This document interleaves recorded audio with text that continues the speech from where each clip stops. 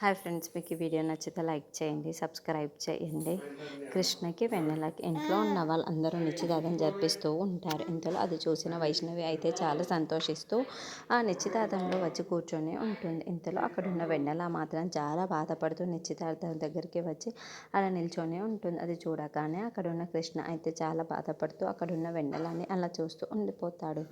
ఇంతలో అక్కడున్న వైష్ణవి మాత్రం, అమ్మయ్య, నాకు కృష్ణకి ఇంకా పెళ్ళైపోతుంది, ఇంకేం కావాలి, ఇంత సంతోషం నాకు ఎన్నాళ్ళు చాలా సంతోషంగా అక్కడున్న కృష్ణని చూస్తూ ఉండిపోతుంది. ఇంతలో అక్కడున్న కృష్ణని పంతులుగా ఒక రింగిని ఇచ్చి, ఈ ఉంగరాన్ని పెళ్లి కూతురికి తొడుగు నాయనా అని చెప్పేసి అంటూ ఉంటాడు.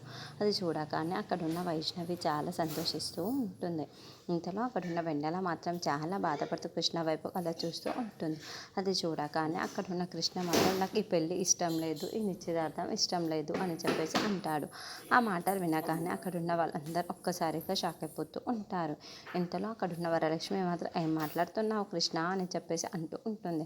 ఆ మాటలు వినగానే అక్కడున్న కృష్ణ మాత్రం, లేదు, నాకు కోవడం ఇష్టం లేదు, నేను వేరే అమ్మాయిని ప్రేమించాను అని అంటాడు. ఆ మాటలు వినగానే అక్కడున్న వైష్ణవి, ఎవరిని ప్రేమించావు, నన్ను కాకుండా ఇంకెవరిని ప్రేమించావు కృష్ణ అని చెప్పేసి అంటుంది. ఆ మాటలు వినగానే అక్కడున్న కృష్ణ మాత్రం, పారిపోయిన వైష్ణవినే నేను ప్రేమించాను కానీ నిన్ను ప్రేమించలేదు అని చెప్పేసి అంటూ ఉంటాడు.